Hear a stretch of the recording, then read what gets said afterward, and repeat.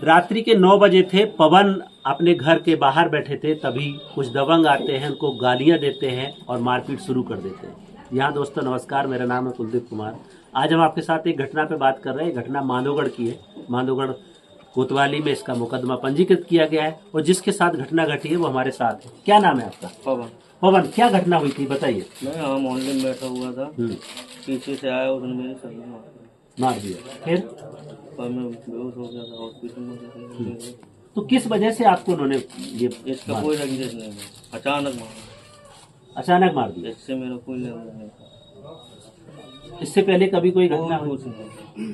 तो जब आपको चोट लगी, आपको सर में मारा, आप बेहोश हो गए, फिर थाने तक खबर कैसे पहुंची? फोन किया, किसी ने फोन किया, फिर उसको पुलिस ने जांच कराई, उसके बाद कंप्लेंट बनाने दी, उसके बाद काम चालू हो गया। तो ये पवन है जो अपने घर के बाहर बैठे थे रात्रि के 9 बजे, जब इनके ऊपर हमला होता है और उस जिस व्यक्ति ने हमला किया है, इनको बेहोश हो जाते हैं, इनको पता ही नहीं रहता है।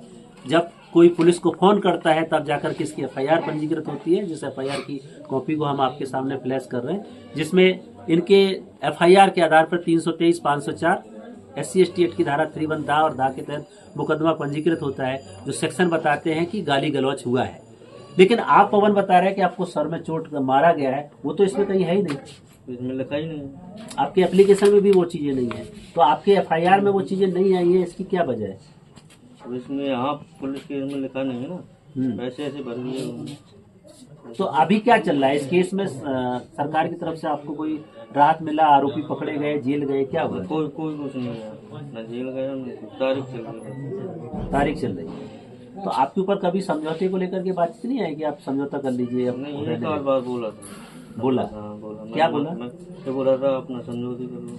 मैंने बोला कितने आरोपी है? कितने लोगों को आरोपी बनाया है? हमने हाँ, हमारे 3-4 लोग हैं।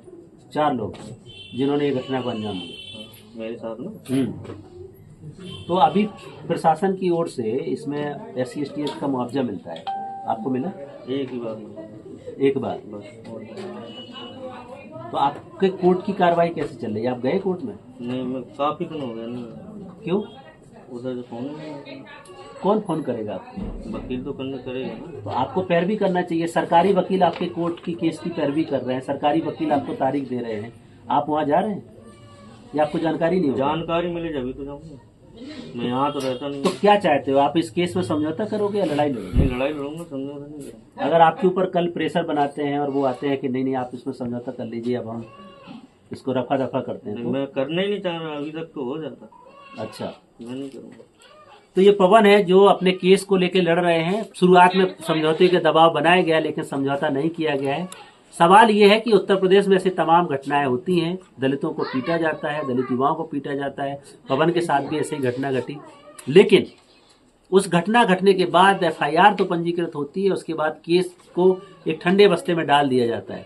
ये केस पिछले 3 साल से 4 साल होने वाले हैं।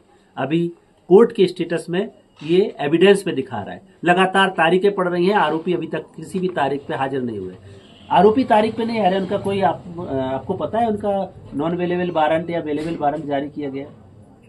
मुझे नहीं पता। मुझे ये भी पता नहीं वो तारीख पे जाता है कि नहीं जाता।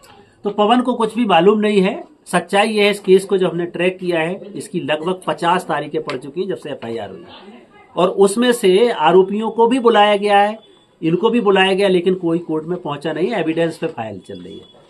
अब इस तरीके से एक SC/ST के केस को पूरा प्रोविजन है कि 60 से 90 दिन में चार्जशीट फाइल होना चाहिए, 2 से 3 साल में केस को जजमेंट तक जाना चाहिए, ट्रायल जाना चाहिए, फास्ट ट्रैक कोर्टें बनाई गई हैं। लेकिन इस उत्तर प्रदेश के जालौन डिस्ट्रिक्ट के कोर्ट का ये मामला है, 4 साल होने जा रहा है इस केस को, अभी तक केस आगे ही नहीं बढ़ा है। तो दलितों को न्याय कैसे मिलेगा, एक बड़ा सवाल है।